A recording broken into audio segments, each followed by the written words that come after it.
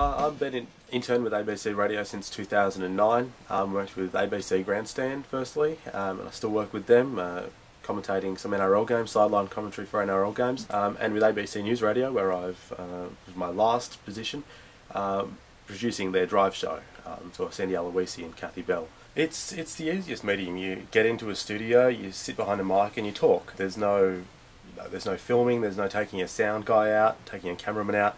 It's just you and the audience, and that's the other great thing about radio. It is such a personal medium that you're talking to somebody and you're really forming a connection with them all. That's what good radio tries to do anyway.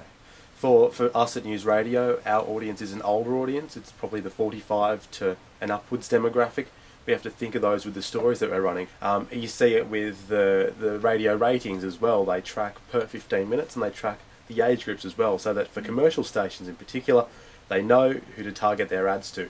For me, there's news as fact and there's news as pictures. Now, the pictures can tell a story in some stories, but I think for most stories, all you need is the basic information. And the way that radio gets that out, it's quick, it's punchy, it's, within a story is out within a minute.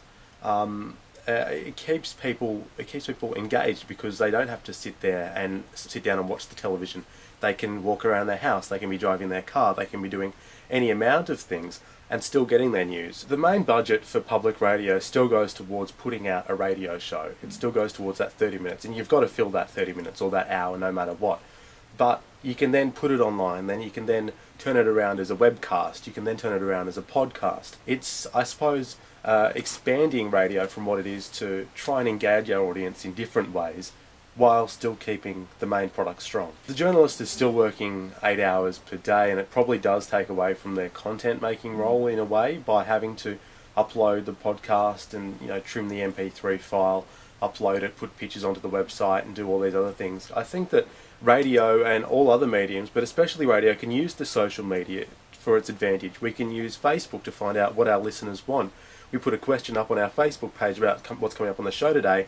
That gives us feedback from our audience about what they want to hear, and we can plan future shows around that. And we can even find talent off our Facebook page, and then we call people up off our Facebook page, off our Twitter, for interviews. It's really helpful. Breaking news often comes through Twitter before it comes through the general news stream. So a player signing, for example, in the AFL came through on Twitter before it came through any other outlet, and we ran that. I think a lot of young people don't own radios. I think they listen to the radio in the car, but if they're going to listen to it anywhere else, they'll listen to it online. They don't actually own a physical wireless. That's worrying. That's worrying because that's essentially what radio is.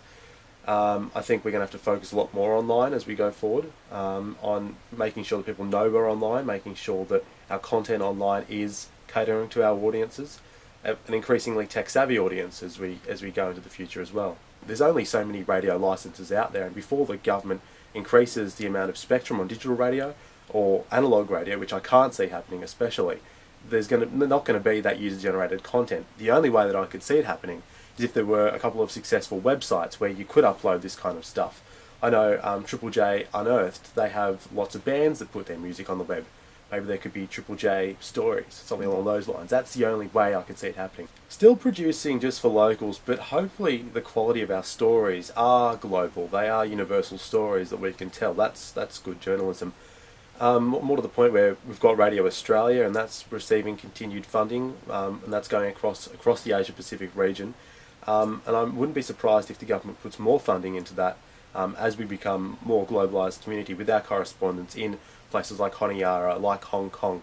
News Radio at the moment, we've got a number of co-productions with Radio Australia, where between 1 and 3 in the afternoons, News Radio gets broadcast across the Asia Pacific.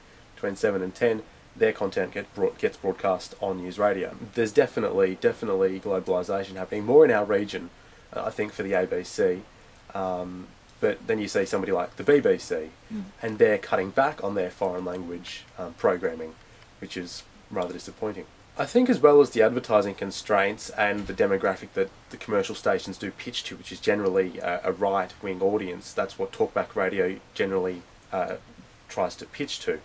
With the ABC, it's in our charter that we have to look at the broad, diverse communities that are in Australia. So you wouldn't hear stories about homosexualism in schools on 2GB. You wouldn't hear stories about multicultural communities, doing it tough or succeeding. You wouldn't hear the other side of the story.